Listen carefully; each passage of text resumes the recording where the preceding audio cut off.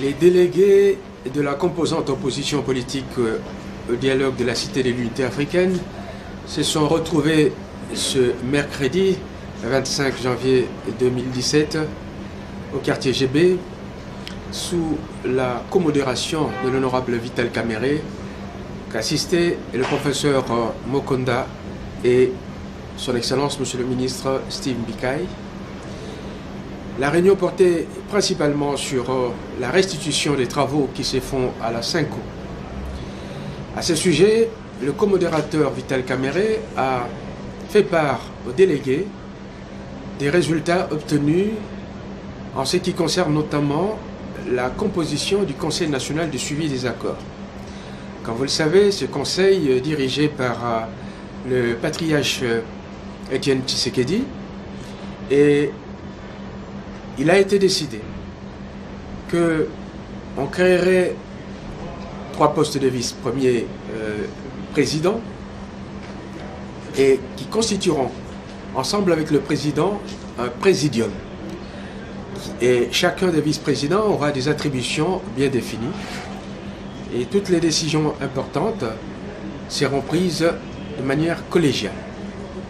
Cette redistribution des cartes a permis de faire avancer le processus de l'arrangement particulier.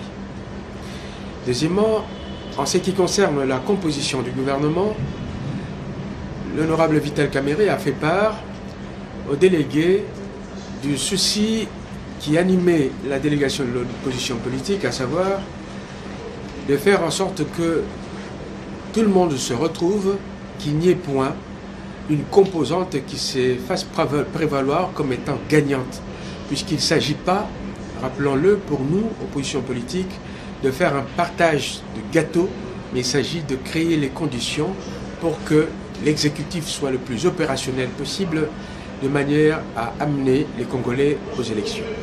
Et à cet effet, des groupes sont constitués qui font des contacts en informel, contacts qui seront formalisés dans les heures qui viennent. Et les évêques ont bien dit que la date du samedi devait constituer la date butoir pour que nous arrivions à une solution globale, à savoir à la signature de l'arrangement particulier.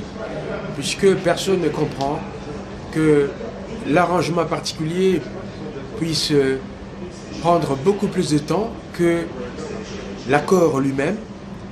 Et donc, les Congolais sont impatients. C'est la raison pour laquelle il a été exhorté de faire preuve de beaucoup de dépassement de soi, d'abnégation pour la recherche d'une solution qui puisse satisfaire l'ensemble des Congolais. Et enfin, il a été question, naturellement, de ceux de nos amis qui sont partis et qui n'ont pas pu assister aux délibérations pour le compte de l'opposition politique.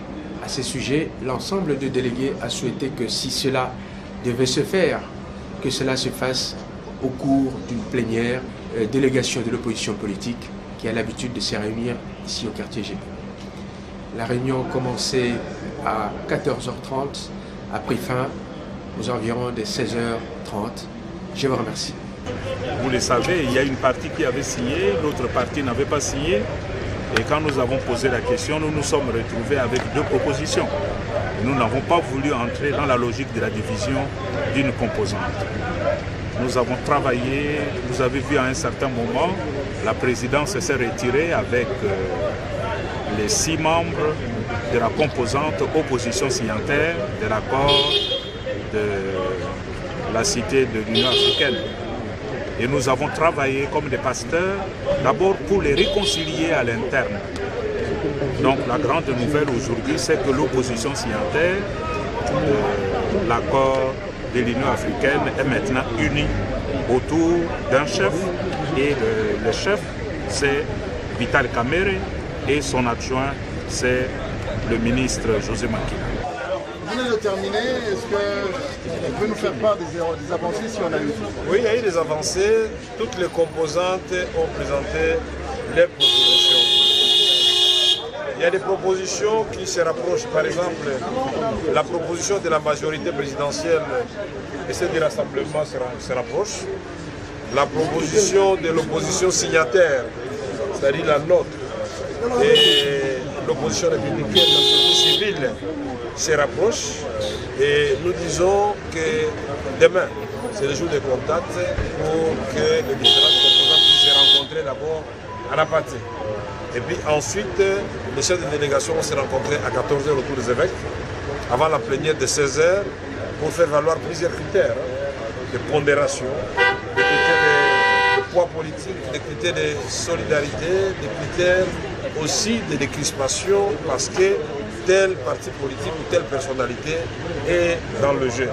Et nous pensons que l'esprit qui a régné aujourd'hui, qui a fait justement que l'opposition politique signataire puisse retrouver son unité, parce que vous n'êtes pas sans savoir que le vice-premier ministre José Makila, les ministres d'État, Jean-Lycée Boussa et Zérès Soulouérois, sont revenus dans la salle et ils vont signer. Et nous avons reconstitué notre délégation qui est devenue une indivisible, c'est-à-dire 6 délégués pour l'opposition signataire de l'accord du 18 octobre, qui a présenté aussi une proposition harmonisée aujourd'hui au cours de la plénière. Vous avez été le leader de cette opposition à l'OUA. Vous semblez être toujours le leader ici. Est-ce que vous nous garantissez que vos collègues, malgré le rang de ministre aujourd'hui, vont signer demain avant la clôture? Je suis heureux de vous dire d'abord que le vice-premier ministre, le ministre d'État, Steve Bika, le ministre de la Recherche scientifique et enseignement supérieur universitaire, était déjà avec nous, il avait déjà signé, ils vont signer. Ils l'ont dit devant la plénière, ils vont signer. S'ils n'avaient pas signé avant, ils ont avancé des raisons. Ils ne comprenaient pas pourquoi on devait faire autant de concessions à d'autres composantes et surtout pourquoi ces concessions devaient être faites à l'insu de l'opposition signataire de l'accord du 18 octobre. Ce sont des raisons valables. Nous sommes en politique. La moindre des choses, c'est se respecter et la transparence, c'est se dire la vérité. Nous allons donc rendre compte à toute la composante.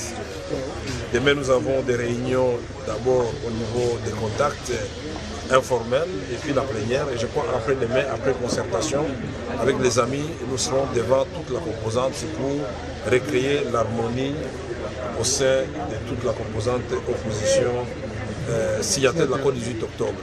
Toutes ces concessions, nous les faisons toujours au nom de la paix parce que nous voulons très rapidement que nous signions cet arrangement particulier pour que le gouvernement d'union nationale, le Conseil national de suivi du processus électoral et de l'accord puissent commencer leur travail pour que le peuple congolais, puisque le grand rendez-vous finalement, ce sont les élections couplées, présidentielles, législatives nationales et provinciales, en décembre 2017. Nous ne voulons pas donner prétexte à ceux qui veulent faire du surplace ou saboter le processus de gagner. Dernière question, Excellence. Avec le retour des amis en fait de leurs excellences qui sont ministres aujourd'hui, ceci ne va-t-il pas porter atteinte à la répartition au niveau du CNSA? Je vous ai toujours dit que quand vous aimez votre pays, ce n'est pas les gâteaux. Le Congo, ce n'est pas les gâteaux. Ici, le retour de nos amis, je suppose, je suis convaincu, c'est pour que nous nous battions ensemble comme une seule composante qui a non seulement une vision par rapport à cette période préélectorale et électorale, mais qui veut mener le combat pour que les élections se tiennent réellement.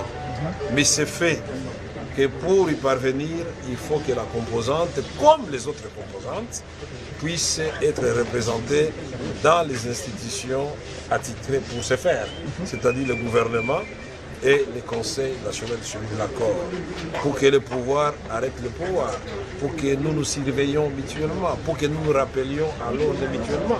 Et avec le Conseil national, rassurez-vous que le chronogramme que nous allons élaborer va être suivi à la lettre. Merci beaucoup.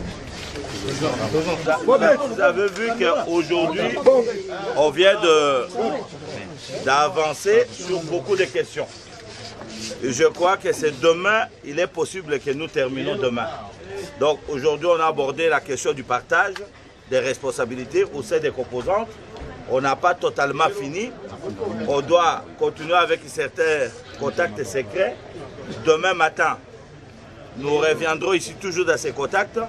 Et demain à 13 h, on sera là pour finir le travail.